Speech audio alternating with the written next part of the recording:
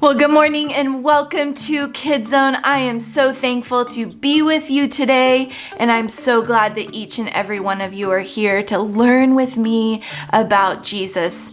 And today we are going to begin a new section of Jesus's teaching. We're moving on from the parables that we've been learning so much about in the New Testament called the Beatitudes. Now, some of you may have heard of this before or read this before in the Bible. Some of you may have not.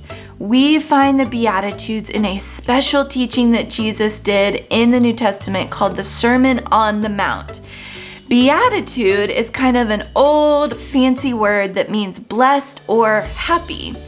In the book of Matthew that we read today, we see that Jesus is in a place called Galilee, and he's going around doing a lot of teaching and healing and announcing the good news of God's kingdom. Now, back then they didn't have telephones, they didn't have cell phones, they didn't have iPhones, the mail system, computers, all the things that we know now. But the news about what Jesus was doing had spread to many people in many different cities, both nearby and far away.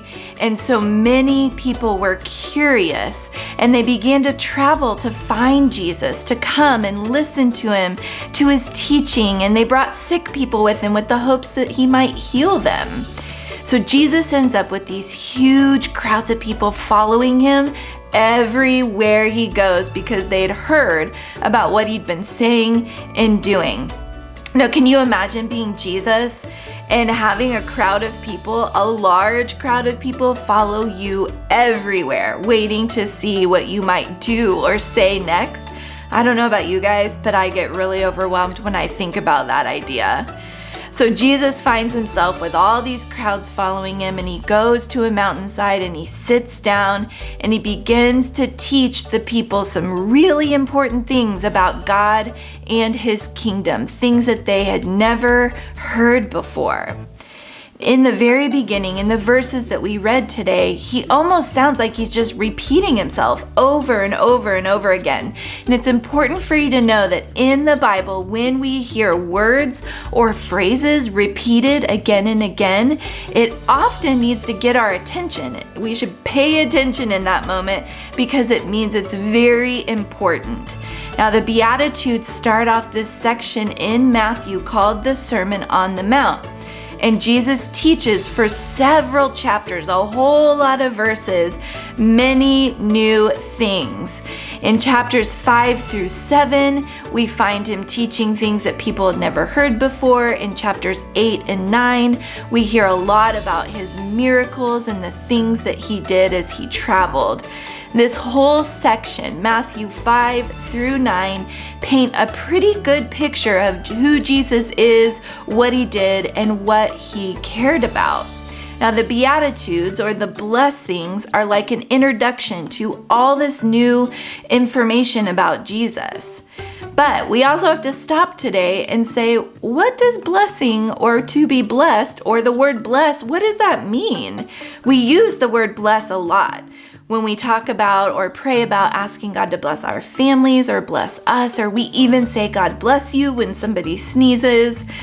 When you ask people what the word blessing means or what a blessing is, you may get a lot of different answers. They'll probably start telling you all the things that are blessings in their lives, their house, their pets, people, clothing, things they own.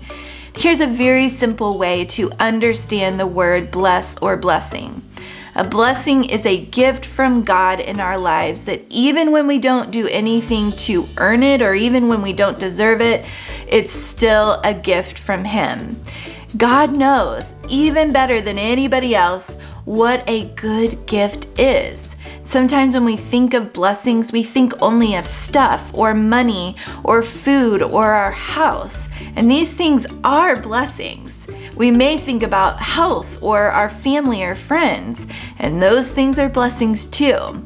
But we remember James 1:17 teaches and says, whatever is good and perfect is a gift coming down to us from God our Father, who created all the lights in the heaven. That's good news for everyone today as we think about God's role in our life and what life in His kingdom is like. But we also have to consider the other side of this teaching, and we're going to dig into this in the weeks to come. What about people who don't have homes? What about people who are sick or in the hospital? What about those who don't have money? What about those who don't have family or friends? Are those people not blessed? Do they not have good gifts from God? Has God forgotten about them? And I want you to listen very closely today because this is very, very important. We can be homeless. We can be familyless. We can be friendless. We could be sick or in the hospital. Hard things can be happening in our lives, and we still have blessings too. In the weeks to come, we're going to discover more about this idea of God's blessing and what it looks like in His kingdom and how it is so much bigger than what we have or what we own or how much money we have or how many friends we have. We will learn together that sometimes the most blessed people are those who have the least amount of stuff. And we will see just how upside down God's kingdom is when it comes to understanding His blessings in our lives.